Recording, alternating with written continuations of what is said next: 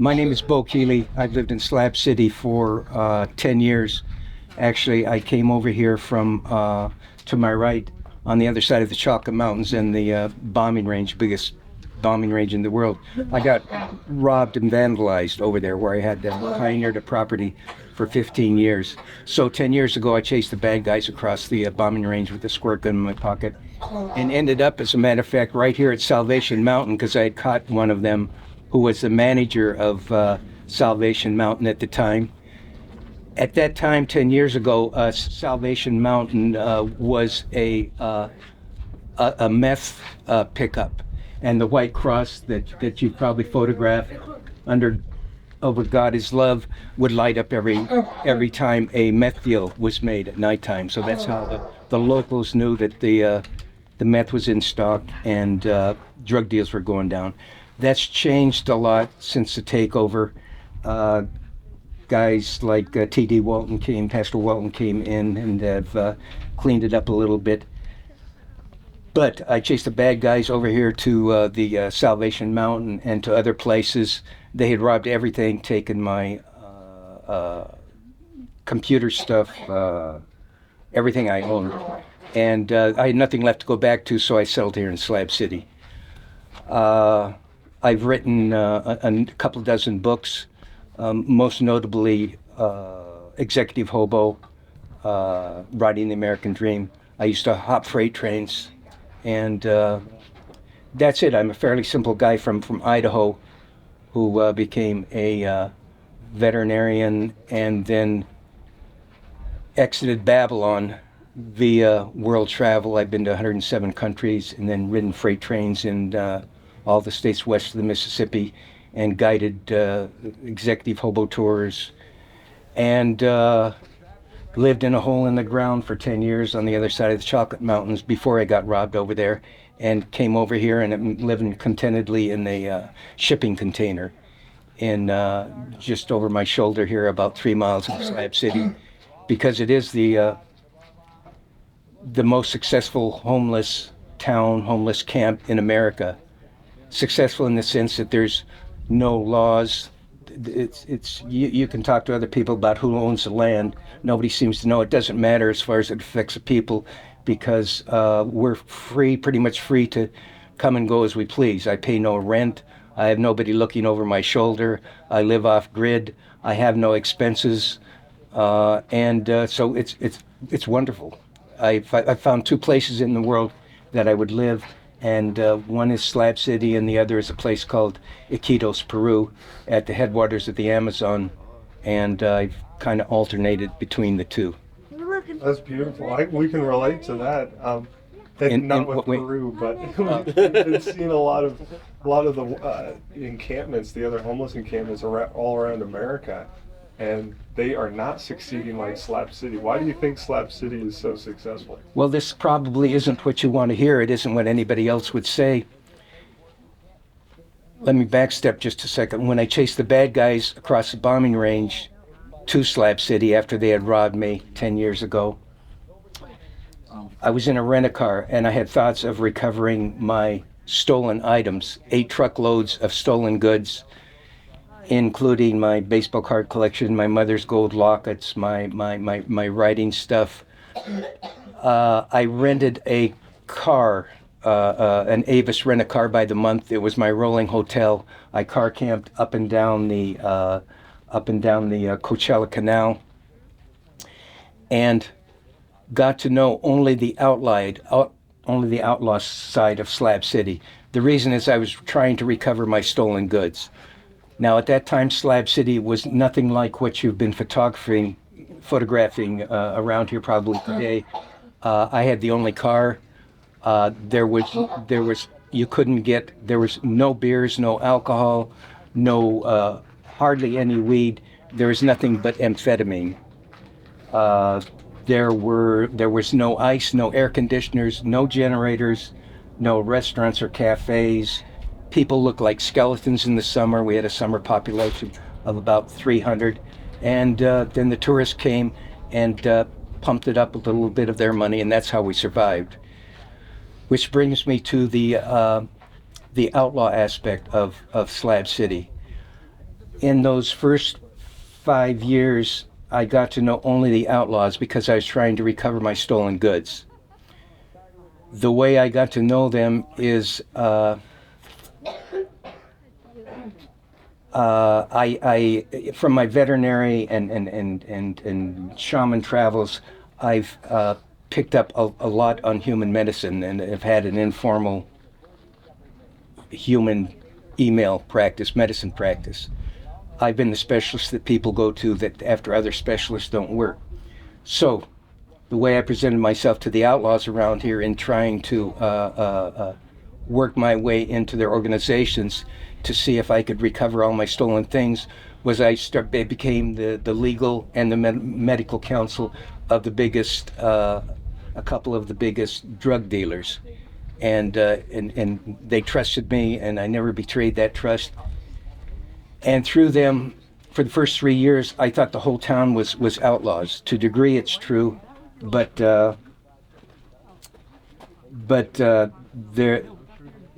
your original question is, why is Slab City different from the rest of the homeless camps in the country?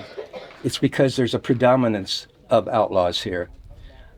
Not only that, they're genius outlaws. What is their trade?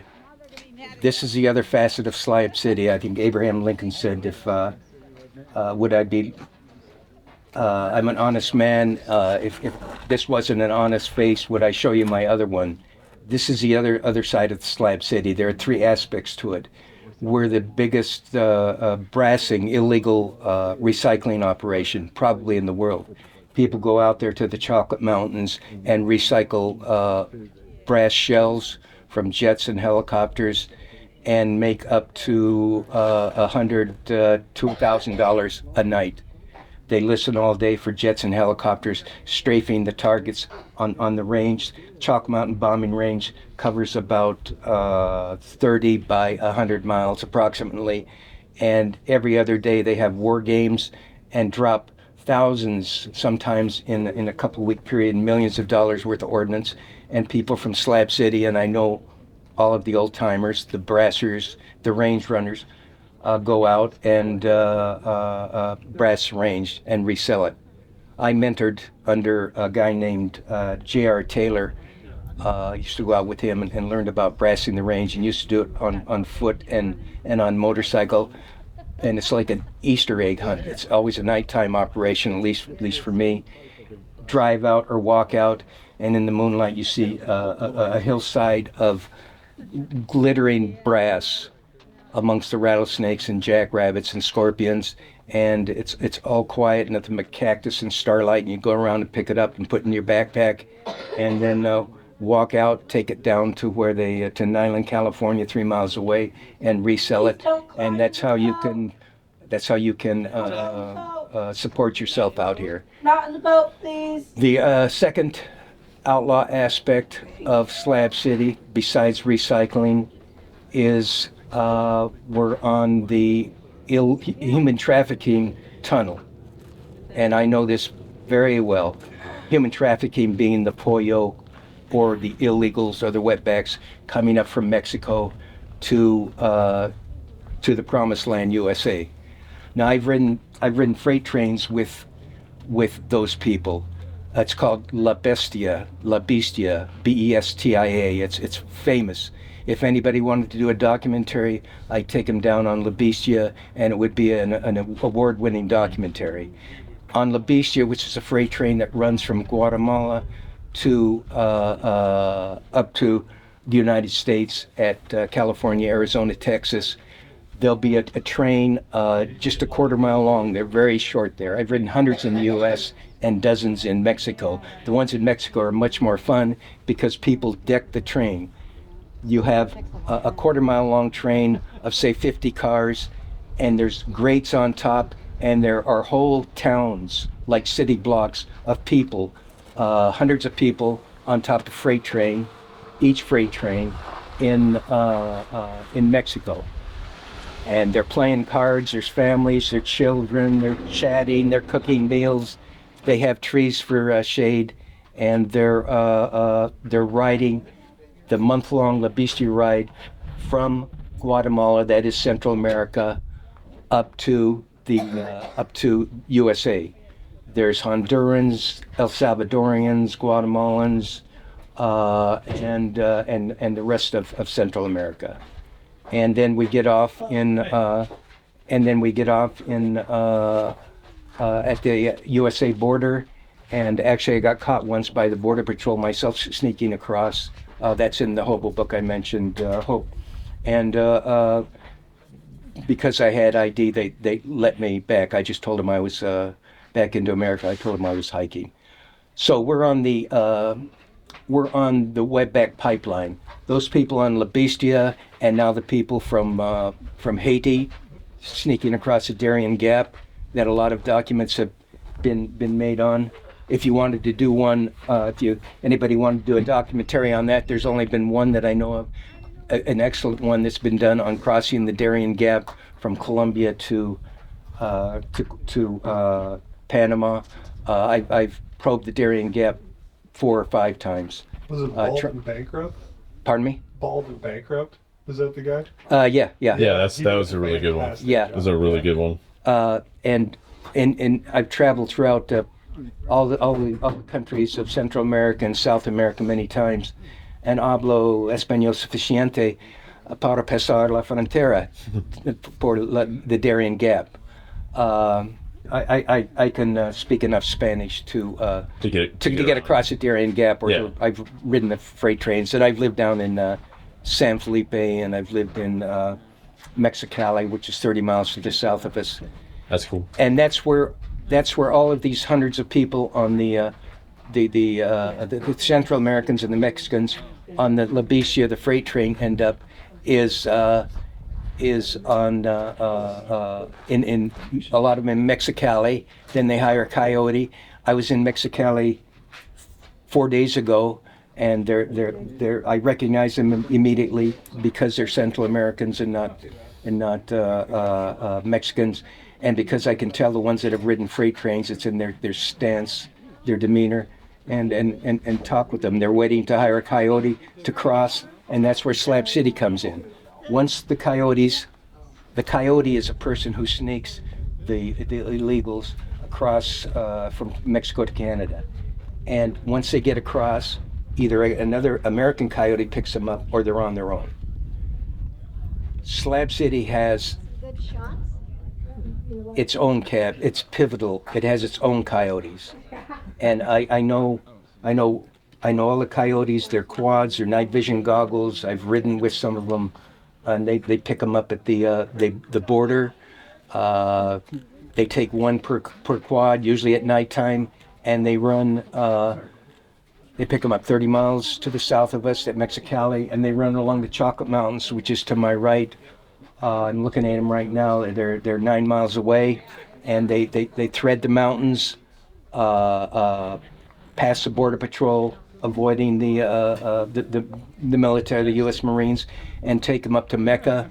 And I've been to one of the 2 places where they drop them off in the orchards there. And from Mecca, usually they work off their fee for the transportation, and then they're in America. Most of them are young male, age 20 to 30, some full families, but usually the young males, they just want to work.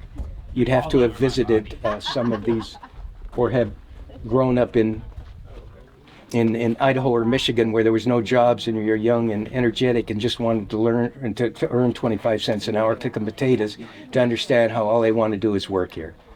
So that's the second outlaw aspect of Slab City, hustling the pollo into USA. The third outlaw aspect is we're on the methamphetamine pipeline. And not the small-time manufacturer out on the bombing range and old vehicles, which is done, or around Slab City, but it's a drop-off point and a running point where it's picked up and distributed throughout Southern California. And that's why I call Slab City the methamphetamine capital of Southern California. And 5 years ago, it Slab City went from white to green. It used to be a white town, which is methamphetamine, and now it's a green town. I mean, a blue. Then it went to green, which is weed, and as of about a year and a half, 2 years ago, it became a blue town, which is fentanyl. It's much less active now that people predominantly use fentanyl. I used to sleuth. I was called the Slab Holmes. I used to follow crimes just for the mystery. I'm a good problem solver, a chess player, and played Risk and other games. And since I knew all the outlaws back then, I could follow them around, and they told me what was going on, and I solved crimes. Now, since it became a green town and then a blue town, it's not quite so much crime. When there is one, it's spectacular, but they're not the psychological thrillers like they used to be. So now I sit in my container, I take pictures of animals. There are animal drinkers up against the Chocolate Mountains and along the canal, about 8 drinkers, which are gravity-fed waters. In the summer, when the temperature is 130 degrees out here, that is the desert floor temperature. In the sunshine is 160 to 165 degrees. Animals come down from the mountains. They're begging for water, and they let me take their pictures at the animal drinkers. Each animal drinker gets hundreds of visits of cougars, wild burros, deer, foxes, bobcats, the raptors, eagles with one white eagle. There are hawks with 5-foot wingspans, vultures with 7-foot wingspans, and I accumulated them over the past 3 years into 2 books that I published recently at Amazon.com called Bucket of Wild Photos, Slab City. But I'm curious, you've been all over the world. Why did you choose to move here? There are 2 places that I would live and have lived for any extent of time that I return to. One is Iquitos, Peru, and the other is Slab City. They have these commonalities. In Iquitos, Peru, I can step outside my $3 a night hostel, and I can be in Jurassic Park, the jungle. I've started doing a hiking book down there. I've hiked the jungles. I've taken people out into the jungles. I love it. It's the cradle of civilization as well as consciousness. Slab City has many of those aspects in that I can step outside my container here into Walmart Wash, and I can walk to the Chocolate Mountains 8 miles away. I can see wildlife. I'm free to do what I want, and it's cheap.